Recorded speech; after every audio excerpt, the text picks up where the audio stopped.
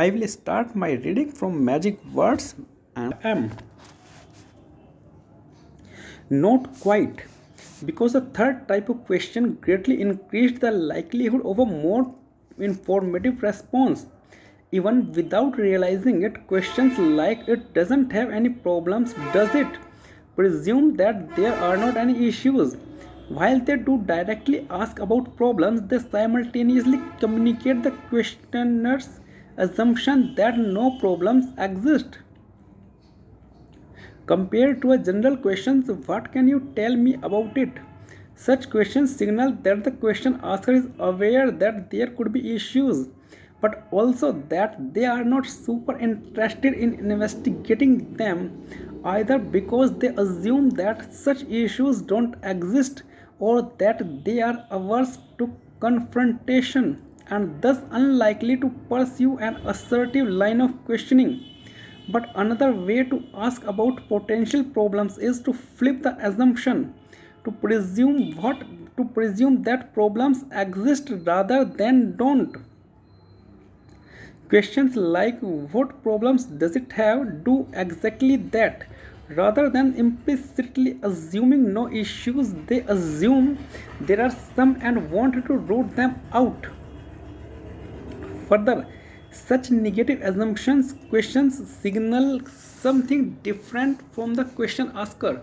Rather than not being aware of issues or wanting to avoid them, negative assumption questions signal the asker both knows there could be issues and is assertive enough to ask about them, which makes it much harder to respond evasively. Indeed, when a third set of potential buyers asked what problems does it have, potential sellers were much more forthcoming, even though positive and negative assumption questions both directly asked about problems. Negative assumption questions lead sellers to be 50% more likely to face up that problems could exist. Questions not only solicit information, they reveal it. They reveal information about our knowledge, our assumptions, and even how assertive we are going to be. Consequently, the questions we ask not only shape how we are perceived, but the truthfulness of the answers we receive. Sure, some subset of people might lie regardless or do their best to be evasive, but they are much less likely to do so when they feel like someone else might catch them. And the importance of asking these types of questions goes far beyond warding against lying. Doctors see back to back patients all day. They are pressed for time and have to move quickly. So they ask questions that help them do that. You don't smoke, right? They might say to someone in for her yearly exam, or you are getting enough exercise, right? Questions like these help them churn through patients as a fast clip. But by asking questions, they presume the lack of an issue. They are unintentionally encouraging a particular type of response. If a patient has been smoking or not exercising as much as they should, are they really going to contradict the doctor? After all, the doctor has made it so easy to just say no or yes that the path of least resistance is pretending that there are not any problems. The more aversion there is to revealing certain information, the more important it becomes to ask questions that avoid making positive assumptions, avoid presuming the absence of an issue. People know that the doctor will frown on smoking or lack of exercise, so they will use any excuse to avoid bringing such information up. If they have been abusing alcohol or drugs, the reticence to bring it up will be even higher. The same goes when trying to get audience to speak up. When making presentations or teaching complicated ideas, people often say things like, "You don't have any questions, do you?" But swapping that out for "What questions do you have?"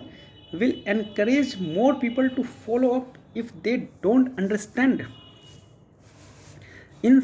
While there are always incentives to selectively report information, Asking the right questions can help us get to the bottom of things, to uncover whatever negatives might be there and incorporate them in our decision making. But it's not enough just to be direct. We have to be direct in a way that not only shows that we are aware that there could be negative information, but that we are assertive enough to keep looking for it until we find it. Sure, a landlord is not motivated to reveal that the neighbors have wild parties, rowdy kids, and a barking dog. But asking a question like how are the neighbors won't encourage them to reveal that information. Instead, we have to phrase questions the right way. Example, have residents ever complained about the neighbors in the past? Avoid positive assumptions and we are much more likely to get a straight answer. Start safe, then build.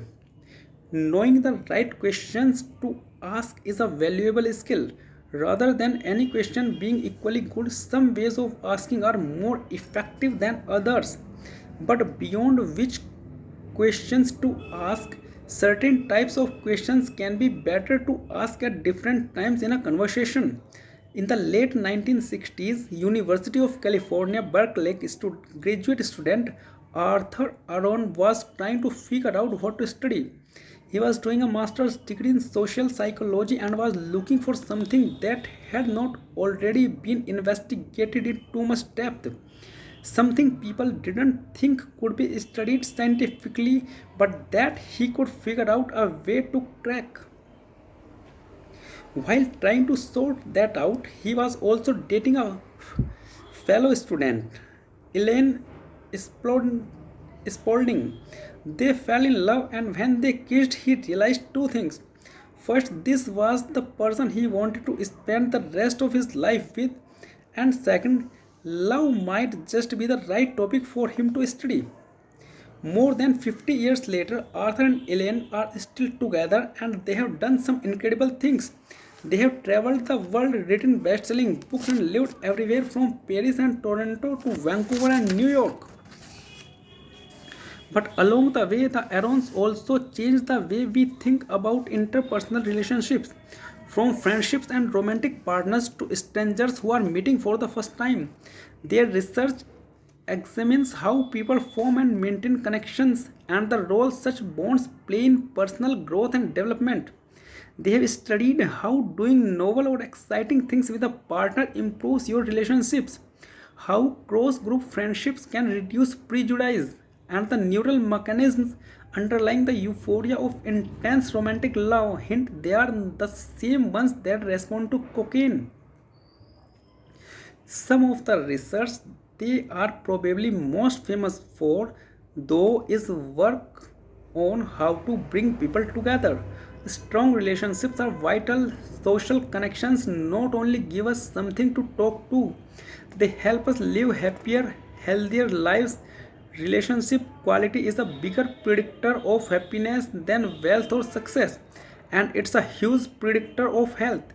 Dozens of studies find that people who have strong social support from their family, friends, or community have lower rates of anxiety and depression, higher self esteem, and longer lives.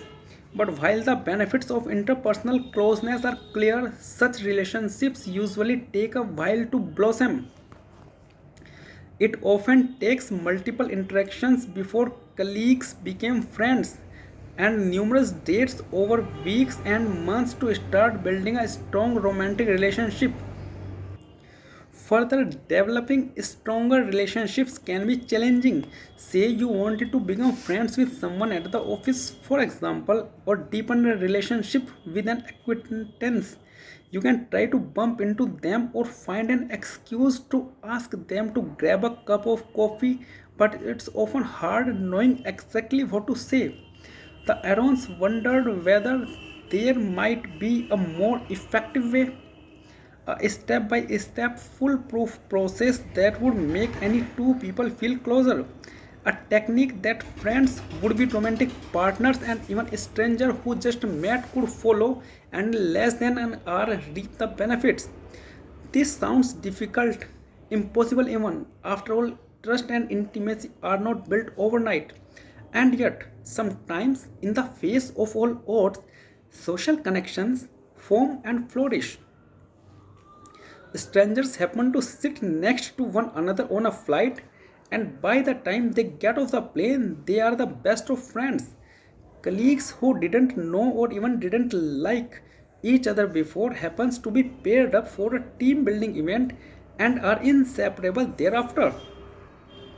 In the late 1990s, the Arons built and tested an approach to encourage to encourage the formation and strengthening of social bonds, a technique to create closeness with anyone, anytime, anywhere. And this approach at its core relies on asking the right questions. Two people are asked to read and discuss three sets of questions.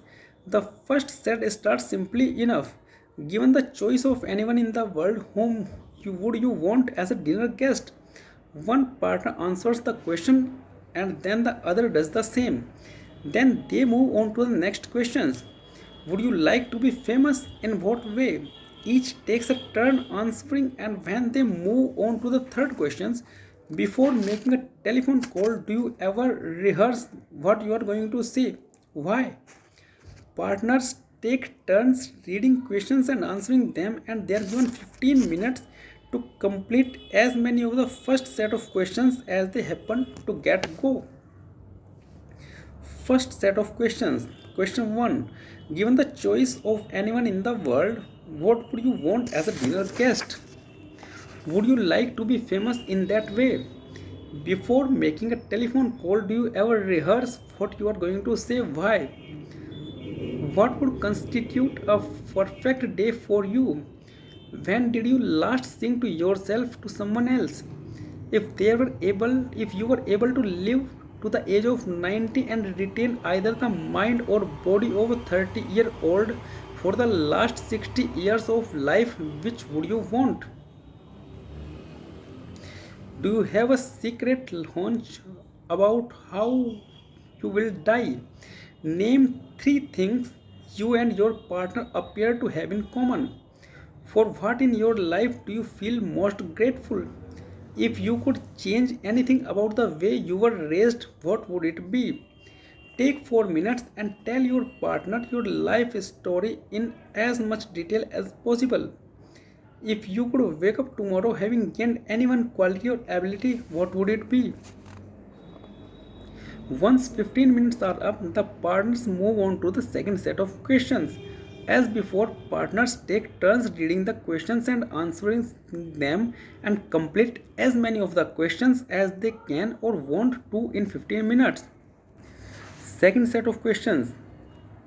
If a crystal ball could tell you the truth about yourself, your life, the future, or anything else, what would you want to know? If there's something that you have dreamed of doing for a long time, why have not you done it? What is the greatest accomplishment of your life? What do you value most in a friendship?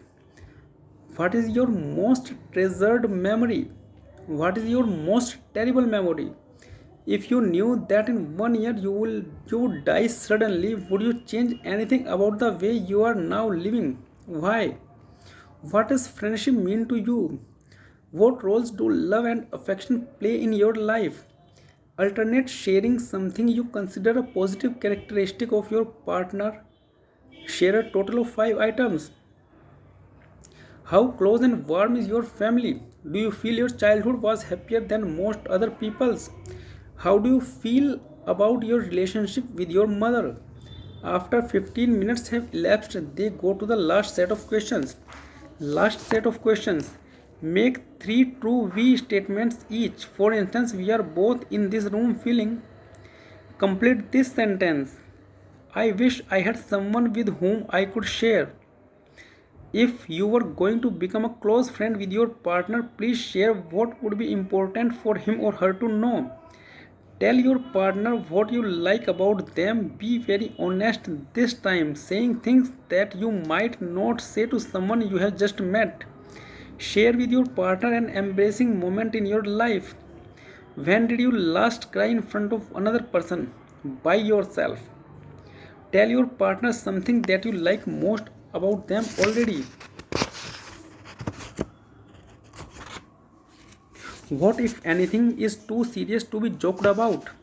If you were to die this evening with no opportunity to communicate with anyone, what would you most regret not having told someone? Why have not you told them yet? Your house containing everything you own catches fire. After saving your loved ones and pets, you have time to safely make a final dash to save any one item. What would it be? Why? Of all the people in your family, whose death would you find most disturbing? Why?